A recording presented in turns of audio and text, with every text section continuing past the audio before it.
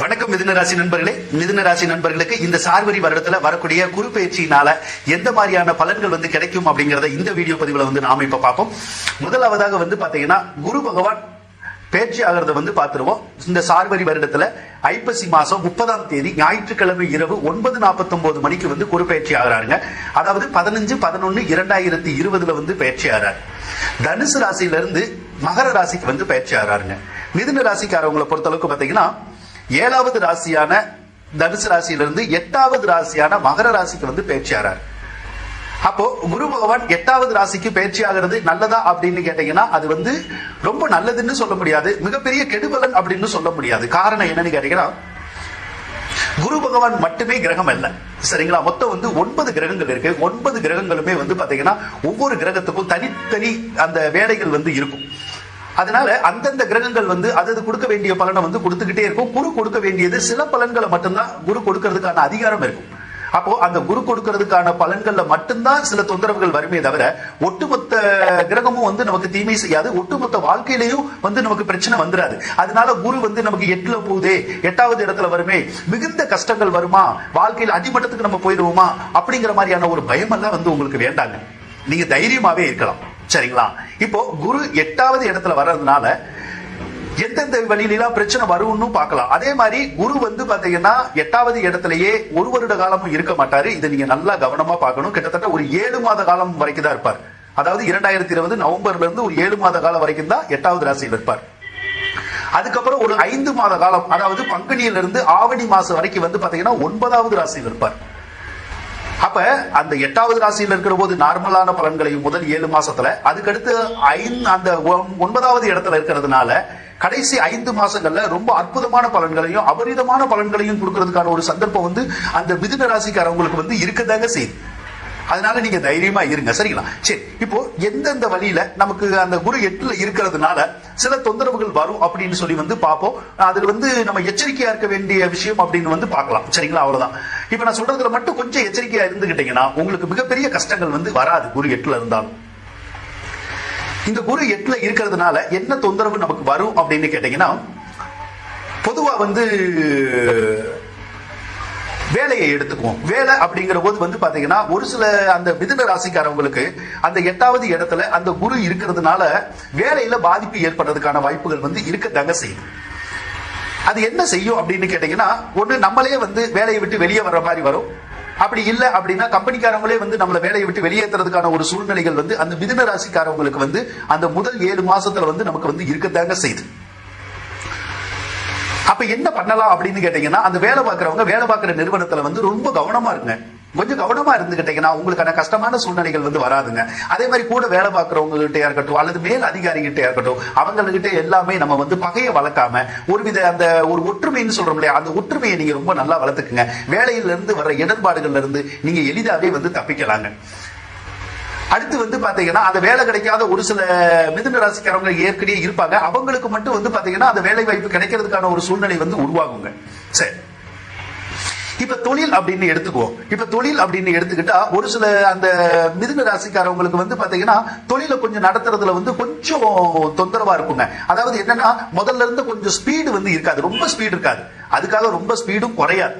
ஒரு நார்மலான ஸ்பீட்ல அந்த தொழில் நடக்கிறதுக்கான வாய்ப்புகள் இருக்கும். அதனால மிகவும் பாதிப்பும் இல்லாம, பாதிப்பு அதே மாதிரி மிகவும் ரொம்பவும் லாபகரம் இல்லாம நார்மலா அந்த தொழில் நடக்கிறதுக்கான வாய்ப்புகள் வருங்க. அதே மாதிரி இந்த புதுசா தொழில் தொடங்குவாங்க இல்லையா, அவங்க மட்டும் கொஞ்ச நாள் கழிச்சு தொழில் தொடங்கிக்கலாம். இப்போதைக்கு தொழில் தொடங்க வேண்டாம். ஏன்னா ஒருவேளை இப்போதைக்கு நமக்கு தொழில் தொடங்கினா அந்த தொழில் ரொம்ப வேகமா போகாது, ரொம்ப நல்லா போகாது. அதனால கொஞ்ச நாள் கழிச்சு தொழில் தொடங்கிக்குங்க. உங்களுக்கு அந்த தொழில முன்னேற்றம் ஏற்படுங்க. சரி, அடுத்து பாத்தீங்கன்னா இப்போ திருமணம் அப்படின்னு எடுத்துக்குவோம். திருமணம் அல்லது அந்த குடும்ப உறவு அப்படின்னு எடுத்துக்குவோம். இந்த குடும்ப உறவுல நம்ம ரொம்ப கவனமா இருக்கணும். அதாவது இது வரைக்கும் பாத்தீங்கன்னா ஒரு சில கணவன் மனைவி கூட சட்ட சத்தம் எல்லாம் எதுவுமே இருக்காது, அந்த கோபதாபம் எல்லாம் இருக்காது. ஆனா குரு பயிற்சிக்கு அப்புறமா பாத்தீங்கன்னா உங்களுடைய குடும்பத்துல சிறு சிறு கோபதாபம் வர்றதுக்கான வாய்ப்புகள் இருக்கும். சிறு சிறு சண்டை சத்தம் வர்றதுக்கான வாய்ப்புகள் இருக்கத்தாங்க செய்யுது. அதனால நீங்க என்ன பண்ணணும் அப்படின்னு கேட்டீங்கன்னா, தேவையில்லாத காரணங்களுக்காக கூட சிறு சிறு பிரச்சனைகள் வரலாம். அதெல்லாம் நீங்க ஒரு பெருசா எடுத்துக்காதீங்க, சரிங்களா? அதாவது உங்களுடைய கணவன் தவறு பண்ணி பண்ணியிருந்தாலும் சரி, அல்லது மனைவி தவறு பண்ணியிருந்தாலும் சரி, சரி நம்ம குடும்பத்து ஆளுங்க தானே, நம்மளுடைய உறவு தானே அவங்க பண்றாங்க அப்படின்னு சொல்லி கொஞ்சம் யதார்த்தமா எடுத்துக்கங்க. ரொம்ப வினயமா எடுக்காம, சூதுவாதா எடுக்காம, சரி பரவாயில்ல அப்படிங்கிற மாதிரி எடுத்துக்கங்க. அதே மாதிரி முடிஞ்ச அளவுக்கு அந்த கோபதாபத்தை தவிர்த்து அமைதியா இருக்க பாருங்க. அந்த குடும்பத்துல வர்ற இடர்பாடுகள் எல்லாமே உங்களுக்கு தவிர்க்கப்படுறதுக்கான வாய்ப்புகள் வருங்க. அது எல்லா மிதுன ராசிக்காரங்களுக்கும் வராது. ஒரு சில மிதுன ராசிக்காரங்களுக்கு அந்த கணவன் மனைவிக்குள்ள சண்டை சச்சரவு, அந்த பிரிவினைங்கிறது வர்றது மாதிரி தான் இருக்கும். அதனால நம்ம கொஞ்சம் விட்டு கொடுத்து போயிட்டோம்னா உங்களுக்கு சிறப்பான பலன்கள் ஏற்படுங்க.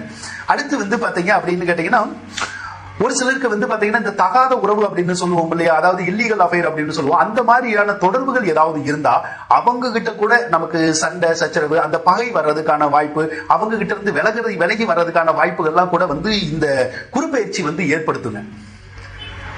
ஒருவேளை அவங்க கிட்ட அந்த மாதிரியான பகைகளை உருவாக்கிருச்சுன்னா நம்மளுடைய குடும்பத்துல எந்த விதமான பிரச்சனைகளை உருவாக்காது. கணவன் மனைவிக்குள்ள பிரச்சனைகளை உருவாக்காதுங்க. ஆனா அந்த மாதிரி நடந்தா தான் உருவாக்காது. ஒருவேளை நடக்கலைன்னா சிறு சிறு அந்த தொந்தரவு குடும்பத்துல இருக்கதாங்க செய்யும். அதுக்கடுத்து பாத்தீங்கன்னா, இப்ப நண்பர்கள் அப்படின்னு எடுத்துக்கோ. நண்பர்களுக்குள்ளேயும் பாத்தீங்கன்னா அந்த போட்டி பொறாமை எல்லாம் இருக்கும். நண்பர்கள் இந்த காலத்துல உங்களுக்கு ஒத்துழைப்பு கொடுக்கறதுக்கான வாய்ப்புகள் குறைதான். அதனால நண்பர்களை நம்பி எந்த காரியத்தை நீங்க செய்யாம இருந்தீங்கன்னா உங்களுக்கு வரக்கூடிய இன்னல்கள்ல இருந்து எளிதாவே நீங்க தப்பிச்சுக்கலாங்க.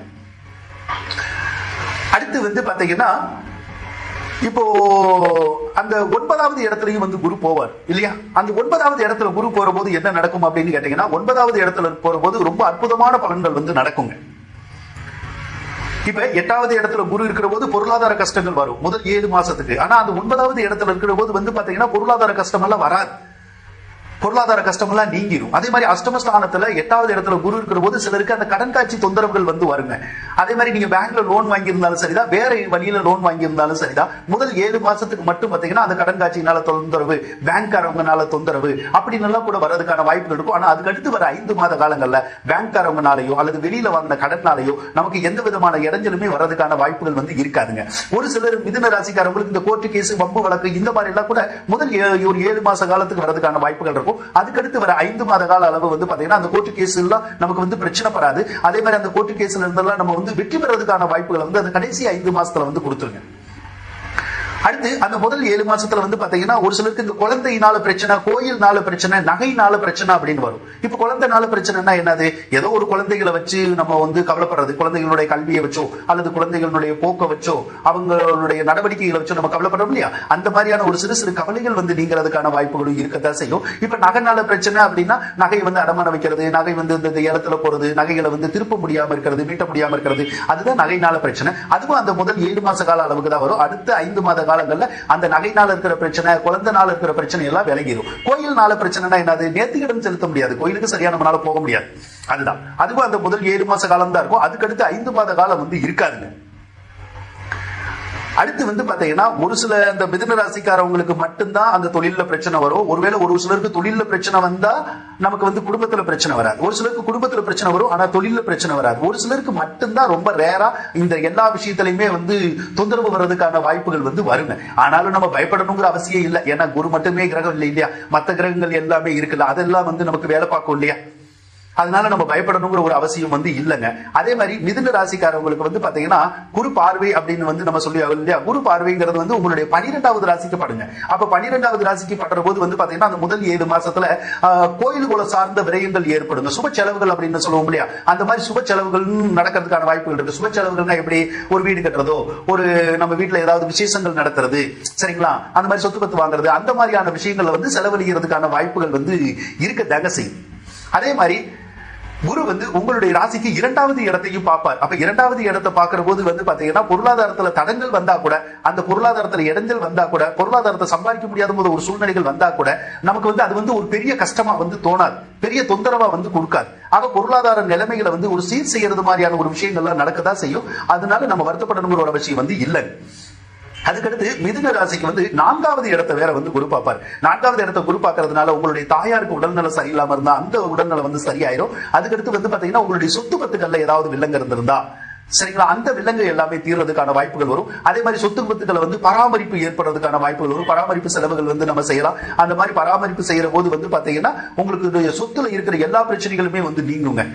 ஆக குரு 4வது இடத்தை பார்க்கறதுனால உறவினர்கள் மத்தியிலையும் நமக்கு நல்ல பலன்கள்லாம் ஏற்படுறதுக்கான ஒரு சந்தர்ப்பம் இருக்கதாக செய்யுது.